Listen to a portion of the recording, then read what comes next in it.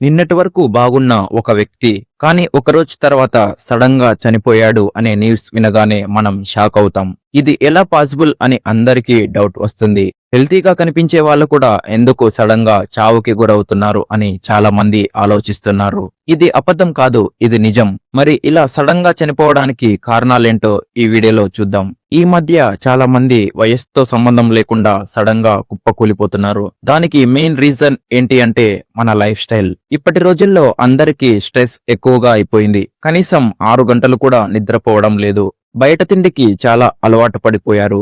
మరి ఎక్సర్సైజ్ అంటావా, అది అస్సలు చేయడం లేదు. బయటకు మనం చాలా హెల్తీగా కనిపించినా లోపల మన బాడీ స్లోగా డ్యామేజ్ అవుతూ ఉంటుంది. అది ఒక స్టేజ్ కి రీచ్ అయ్యాక మనం కూడా ఇలానే కుప్పకూలిపోతాం. ముందుగా మనం సైలెంట్ హార్ట్ అటాక్ గురించి మాట్లాడుకుందాం. మనం హార్ట్ అటాక్ అంటే చెస్ట్ లో చాలా పెయిన్ ఉంటుంది అని అనుకుంటాం. కానీ చాలా కేసెస్ లో అలాంటి సిమ్టమ్స్ ఏమీ కనిపించవు. కొంతమందికి చెస్ట్ లో టైట్ గా ఉంటుంది, కొంతమందికి ఎడమ చేతిలో పెయిన్ వస్తుంది, కొంతమందికి సడన్ గా చెమటలు పట్టిపోతాయి, మరి కొంతమందికి చాలా వీక్ గా ఉన్నట్టు అనిపిస్తుంది. ఇవి అన్ని చిన్న ప్రాబ్లమ్స్ అని అనుకొని చాలా మంది వాటిని ఇగ్నోర్ చేస్తారు. కానీ యాక్చువల్ గా ఈ టైంలో మన గుండెకి బ్లడ్ సప్లై కరెక్ట్ గా జరగడం లేదు అనే అర్థం. బ్లడ్ ఫ్లో బ్లాక్ అవ్వడం స్టార్ట్ అవుతుంది. ఈ బ్లాక్ పెరిగితే సడన్ గా మేజర్ హార్ట్ అటాక్ జరిగే అవకాశం ఉంటుంది. ఇప్పుడు బ్లడ్ క్లాట్ గురించి మాట్లాడుకుందాం. బ్లడ్ క్లాట్ అంటే మన బాడీలో రక్తం ఒక ప్లేస్ లో సాలిడ్ గా ఫామ్ అవ్వడం. నార్మల్ గా మన బాడీ ఇంజ్యూర్ అయినప్పుడు బ్లీడింగ్ ఆపేయడం కోసం బ్లడ్ క్లాట్ అవ్వడం అది మామూలే. కానీ కొన్ని సిచ్యువేషన్స్ లో అన్నెసెసరీగా బ్లడ్ క్లాట్ ఫామ్ అవుతుంది. ఈ క్లాట్ మన గుండె దగ్గర జరిగితే హార్ట్ అటాక్ వస్తుంది. అదే మన బ్రెయిన్ దగ్గర జరిగితే స్ట్రోక్ వస్తుంది.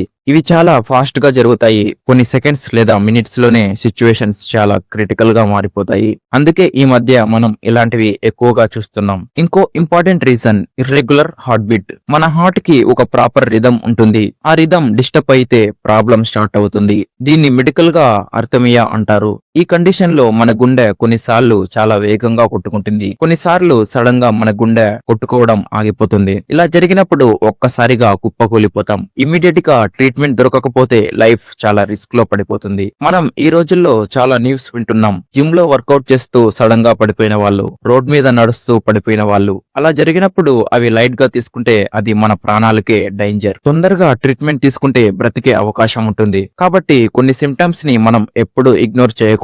చెస్ట్ పెయిన్ లేదా టైట్నెస్, సడన్ గా చెమటలు పట్టడం, శ్వాస తీసుకోవడంలో ఇబ్బందిగా ఉండడం, ఇలాంటివి కనిపిస్తే డిలే చేయకుండా ఇమ్మీడియట్ గా హాస్పిటల్ కి వెళ్లడం చాలా ముఖ్యం. మనం కొన్ని సింపుల్ ప్రికాషన్స్ ఫాలో అవుతే మన ప్రాణాలని మనం కాపాడుకోవచ్చు. డైలీ కాసేపు ఎక్సర్సైజ్ చేయడం లేదా ఒక 30 మినిట్స్ వాకింగ్ చేయడం మంచి హ్యాబిట్. జంక్ ఫుడ్ మరియు ఆయిల్ ఫుడ్ ని తగ్గించాలి. స్మోకింగ్ మరియు ఆల్కహాల్ అలవాటు ఉంటే అవి మానేయడం ఇంకా బెటర్. స్ట్రెస్ ని కంట్రోల్లో పెట్టుకోవాలి. డైలీ ప్రాపర్ గా 7 నుండి 8 గంటలు నిద్రపోవడం చాలా ఇంపార్టెంట్. చాలా మంది నేను హెల్తీగా ఉన్నా అని అనుకుంటారు, కానీ హాస్పిటల్ కి వెళ్లి పరీక్ష చేయించుకుంటేనే తెలుస్తుంది వాళ్ళ ప్రాబ్లం ఏంటో. ఎస్పెషల్లీ 25 సంవత్సరాల కన్నా ఎక్కువగా ఉన్న వాళ్ళు, ఎక్కువగా స్ట్రెస్ ఉన్న వాళ్ళు, ఫ్యామిలీలో హార్ట్ ప్రాబ్లమ్స్ హిస్టరీ ఉన్న వాళ్ళు రెగ్యులర్ గా చెకప్స్ చేయించుకోవాలి. ఫైనల్లీ ఒక విషయం గుర్తుపెట్టుకోండి, మీ లైఫ్ చాలా వాల్యుబుల్. మీ మీద చాలా మంది ఆధారపడి ఉంటారు. కాబట్టి ఎక్కువగా స్ట్రెస్ తీసుకోకుండా హ్యాపీగా ఉండండి. ఇలాంటి యూస్ఫుల్ వీడియోస్ కోసం మన ఛానల్ ని సబ్స్క్రైబ్ చేసుకోండి.